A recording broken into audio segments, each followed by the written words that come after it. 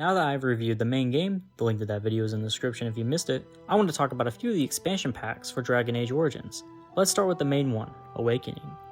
It's a direct continuation of the main campaign and follows your character, considering certain choices are made at the end of Origins, as they lead the Grey Wardens against a new and mysterious Darkspawn threat.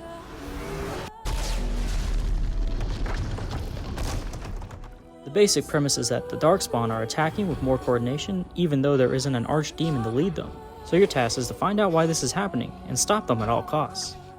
Awakening comes with a slew of new party members, all of whom I enjoyed playing with. They're all related to topics from Origins, like a dwarf from the Legion of the Dead. It's Juka. He's hurt. Bad.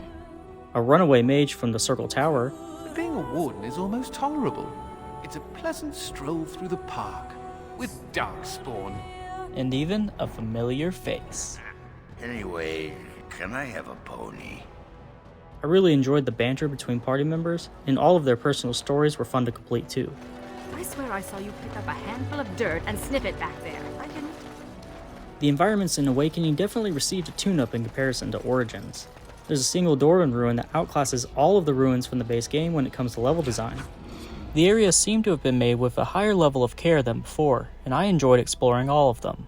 You also get to make decisions about Vigil's Keep, the Grey Warden Fortress. This will certainly aid in our upcoming efforts. While the concept had potential, it left me with a strange feeling because the resource management aspect didn't really seem to matter. The game gives you the feeling of managing where your troops go, but no matter how many of my guards I provided to people, it didn't seem to affect the story. Now I will say, it was fun to collect all of the upgrades for the keep, and that did matter in the end. I pity the siege crew that tries to breach our walls. Awakening's combat is the most fun I've had with Dragon Age Origins gameplay-wise. At this point, your characters will have a plethora of skills and abilities unlocked, and this is supplemented by the ones added in the expansion. The new skills were entertaining to use, and I switched out a bunch of my original abilities for them. There are also some new specializations added that stay in line with the game's lore. These, along with the new skills, help combat reach a new level of enjoyment. The final quest ends with player choice at the forefront again, allowing you to drastically change what kind of battle you have. Your decisions could have dramatic effects on your companions, depending on how upgraded your keep is and how loyal your companions are to you. I thought this was implemented well and gave the overall situation more gravity. While all the story aspects were good, the final area did feel like it was just throwing clouds of enemies at you while repeatedly spamming armored ogres as well. Many of these hostiles had grab attack style movesets, which always seemed to annoy me more than anything. There was also a part where you had to make a major decision, and it doesn't really allow you to use your persuasion skill on your allies to convince them that your choice is right. The game had previously offered this option for other choices, so it was disappointing not to have one here too.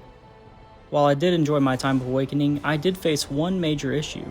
In one of the dungeons you get captured, and then you lose all your gear. Hey, that's mine! That thing has my things! It's got its sallow, clammy hands all over my doodads, touching my junk! You have to work to get it back, but when I got to the end of the dungeon, I was left naked. I had retrieved all of the equipment for my party members, but not my own.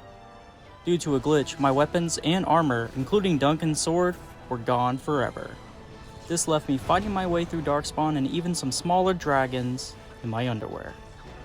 While this was incredibly annoying and actually pissed me off for a bit, the brighter side of the situation is that this is post-game DLC, meaning most of the random special equipment that I had gathered was almost just as good as the gear I had lost. The only caveat is that I now look like this. Overall, Awakening was a successful expansion to a great base game with awesome combat and story beats that continued from where Origins left off.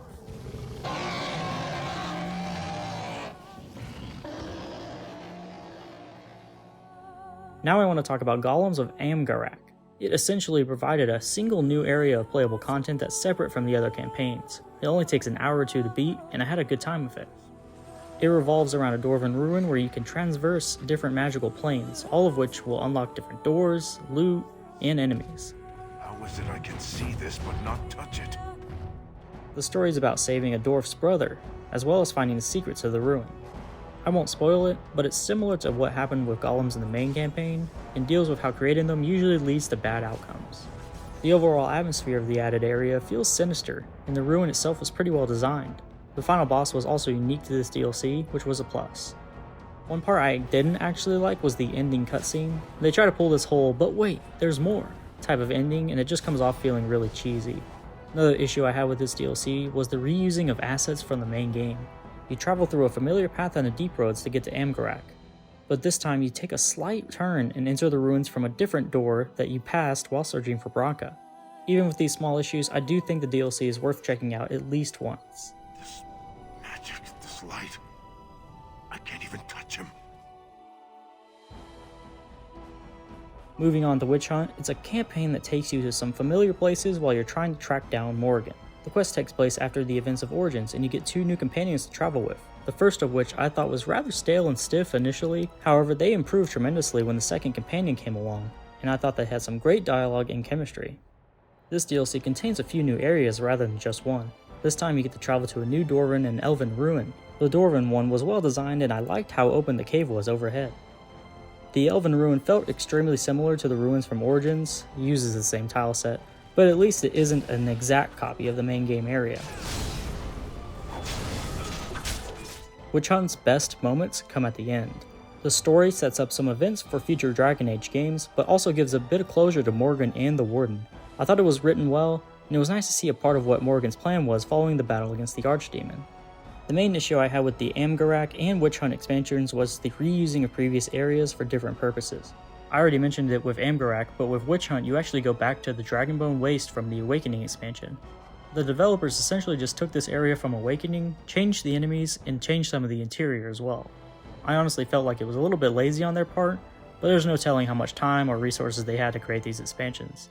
At least there is a new freaky boss at the end of Witch Hunt that helps freshen the experience up. I really did have a great time with all 3 of these expansions and would recommend them to everyone. While Amgarrak is optional, I do think Awakening and Witch Hunt are essential to the Dragon Age experience.